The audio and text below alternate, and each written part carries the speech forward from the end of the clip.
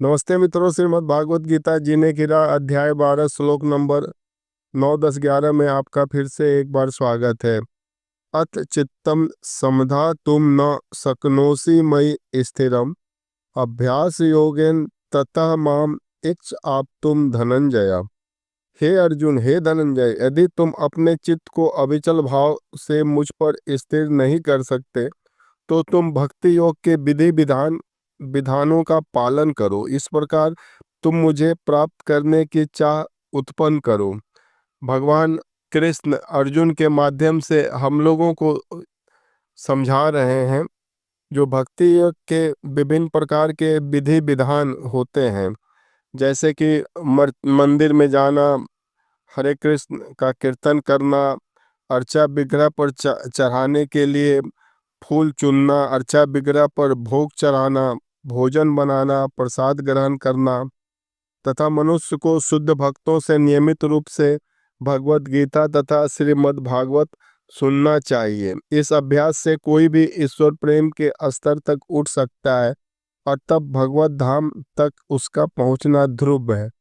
विधि विधानों के अंतर्गत गुरु के आदेशानुसार भक्ति योग का यह अभ्यास करके मनुष्य निश्चय ही भगवत प्रेम की अवस्था को प्राप्त हो सकेगा।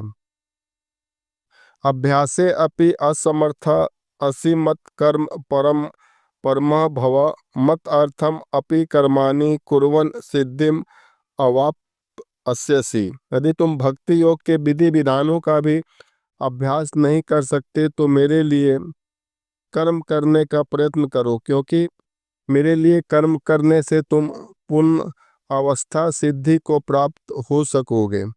कर्म के विविध क्षेत्र हैं। कृष्ण का प्रचार प्रसार करना भी एक कर्म का क्षेत्र है। मंदिर का में झाड़ू लगाना और पोछा लगाना, माला गूंथना भी एक कर्म का क्षेत्र है। अगर आप सारे विधि विधान को नहीं कर सकते तो अपने आय का कुछ प्रतिशत कृष्ण भक्ति के प्रचार में लगे हुए लोगों को या मंदिर में दान करें। ये भी एक उच्च अवस्था है।